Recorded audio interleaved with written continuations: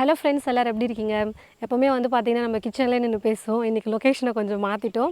இங்கே வந்து பார்த்திங்கன்னா எங்கள் அத்தை வீட்டுக்கு வந்திருக்கோம், காட்டுக்கு. கீரை வந்து போட்டிருந்தோம், கொஞ்சம் நாட்களுக்கு முன்னாடி போட்டிருந்தோம்.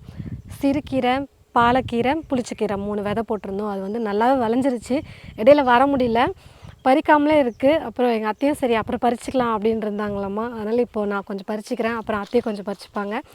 அதையும் கொஞ்சம் பாலக்கீரையும் வந்து கொஞ்சம் பறிச்சிக்கலாம் அப்படின்னு இருக்கேன்.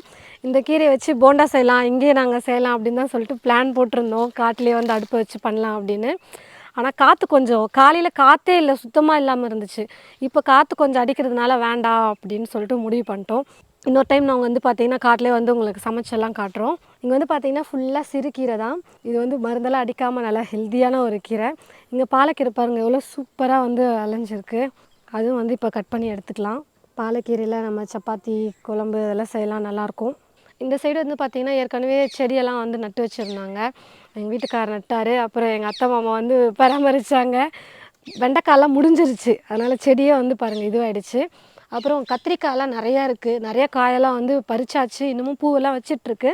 ஒரு சில இடத்துல மட்டும் கத்திரிக்காய் இன்னும் இருக்குது, இன்னும் வளரல பாருங்க. ஆனால் இதுவே நிறையா கத்திரிக்காயெல்லாம் கொடுத்துருச்சு இப்போவே.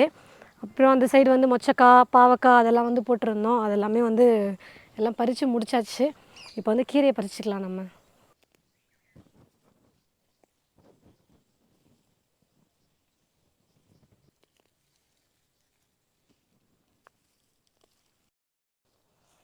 பாலக்கீரையும் அப்படியே அரிஞ்சு எடுத்துக்கலாம்.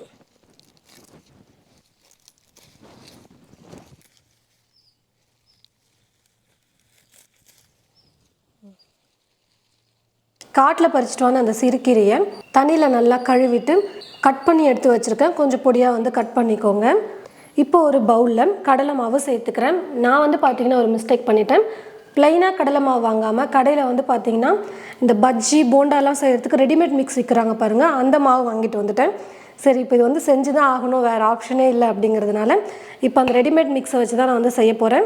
அதில் இன்ஸ்ட்ரக்ஷனும் கொடுத்துருந்தாங்க அந்த கவர்லேயே வந்து பார்த்திங்கன்னா பஜ்ஜி செய்கிற மாதிரி இருந்தால் தண்ணி சேர்த்து மிக்ஸ் பண்ணிவிட்டு வாழைக்காய், உருளைக்கிழங்கு, வெங்காயம் அதை மட்டும் நீங்கள் நல்லா டிப் பண்ணி எண்ணெயில் போட்டு ஃப்ரை பண்ணிக்கோங்கன்னு போட்டிருந்தாங்க. அதே போண்டா செய்கிற மாதிரி இருந்தால் பச்சை மிளகாய், வெங்காயம், கருவேப்பிலை, கொத்தமல்லி இதெல்லாம் சேர்த்து தண்ணி சேர்த்து மிக்ஸ் பண்ணி போண்டாவாக நீங்கள் செஞ்சு எடுத்துக்கோங்க அப்படின்னு சொல்லியிருந்தாங்க. மொத்தமாக 1/4 கிலோ எடுத்திருக்கேன் மாவு. இப்போ இந்த மாவு கூட சிறுகீரையை சேர்த்துக்கிறேன். 2 கையளவுக்கு இது போல் கை நிறைய வந்து கீரையை நான் வந்து சேர்த்துக்கிறேன். கீரை கொஞ்சம் அதிகமாக இருக்கிற மாதிரி தான் நான் வந்து பார்த்திங்கன்னா சேர்க்குறேன். கொஞ்சமாக கருவேப்பிலையை பொடியாக கட் பண்ணி வச்சுருக்கேன், அதை சேர்த்துக்கிறேன். 3 பச்சை மிளகாவை பொடியாக கட் பண்ணி வச்சுருக்கேன், அதையும் சேர்த்துக்கிறேன். 2 பெரிய வெங்காயம் எடுத்து பொடியாக கட் பண்ணி வச்சுருக்கேன். இந்த வெங்காயத்தையும் சேர்த்துட்டு மிக்ஸ் பண்ணிக்கலாம் எல்லாத்தையும். முதல்ல மாவோடு இது எல்லாத்தையும் சேர்த்து கலந்து கொடுத்துட்டு அதுக்கப்புறம் தண்ணி எவ்வளோ வேணுமோ அதுக்கேற்றது போல் கொஞ்சம் கொஞ்சமாக தண்ணி சேர்த்து மாவு பிசைஞ்சிக்கலாம். எல்லாத்தையும் நல்லா கலந்து கொடுத்ததுக்கப்புறம் இப்போ தண்ணி சேர்த்து மாவு பிசைஞ்சிக்கிறேன். வெங்காயத்தில் ஈரப்பதம் இருக்கும், கீரையும் நம்ம அலசிட்டு தான் இது பண்ணியிருக்கோம், அதுலேயும் கொஞ்சம் ஈரப்பதம் இருக்குன்றதுனால தண்ணி கொஞ்சம் கொஞ்சமாக சேர்த்து மிக்ஸ் பண்ணிக்கோங்க. தண்ணி கொஞ்சம் கொஞ்சமாக சேர்த்து மாவு வந்து மிக்ஸ் பண்ணி எடுத்துக்கிட்டேன். ரொம்ப கெட்டியாக இல்லாமல் கொஞ்சம் இந்த பதத்துக்கு நீங்கள் வந்து மாவு பிசைஞ்சுக்கோங்க. கீரை தான் ரொம்ப அதிகமாக இருக்கிற மாதிரி இருக்குது பாருங்கள் பார்க்கவே. இந்த மாதிரி இருந்துச்சுன்னா தான் நமக்கு கீரை போண்டா வந்து சாப்பிட்றதுக்கு நல்லாயிருக்கும். மாவு ரொம்ப கெட்டியாக மிக்ஸ் பண்ணி நம்ம எடுத்து போடும்போது என்ன ஆகும்னு பார்த்தீங்கன்னா உள்ள மாவு வந்து வேகாத மாதிரி இருக்கும், நமக்கு அப்படியே கெட்டியாக கல் மாதிரி இருக்கிற மாதிரி இருக்கும். கொஞ்சம் இந்த அளவுக்காச்சும் சாஃப்டாக மாவு பசைஞ்சோம்னா தான் உள்ளேயும் நல்லா வெந்து வந்திருக்கும், போண்டா சாப்பிட்றதுக்கு நல்லா இருக்கும். எப்போவுமே போண்டாக்கு வந்து பார்த்திங்கன்னா நம்ம மாவு மிக்ஸ் பண்ணோம்னா உடனே செய்யாமல் குறைஞ்சது ஒரு 20லேருந்து 30 நிமிஷத்துக்கு அப்படியே ஊற விட்டுட்டு அப்புறம் செய்யும் போது ரொம்ப சாஃப்டாக சூப்பராக வரும். இப்போ மிக்ஸ் பண்ணி வச்சுருக்கிற மாவை அப்படியே ஒரு 20 நிமிஷத்துக்கு ஊற விட்டுக்க போகிறேன்.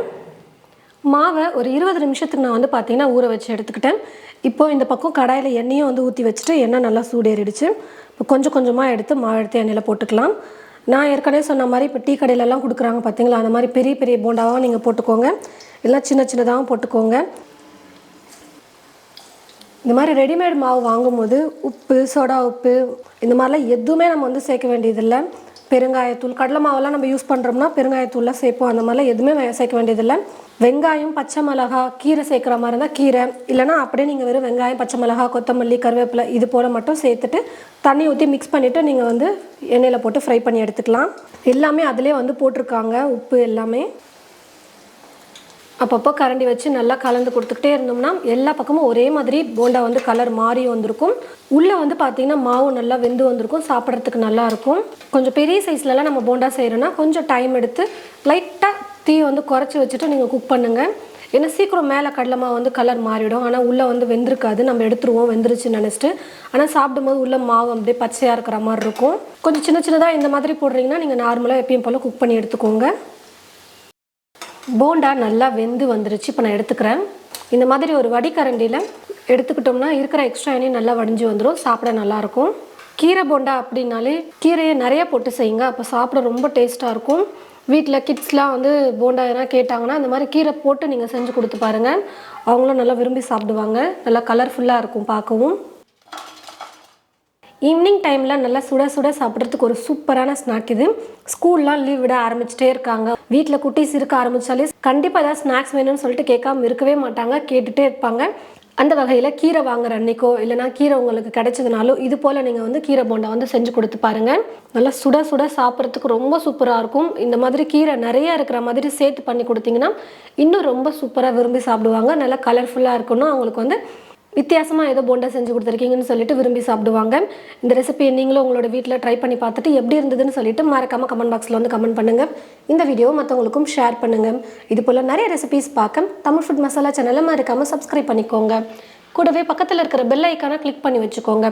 அப்போ தான் நம்ம போடுற வீடியோஸ் எல்லாமே உங்களுடைய ஃபோனுக்கு நோட்டிஃபிகேஷனாக வரும். தேங்க்யூ.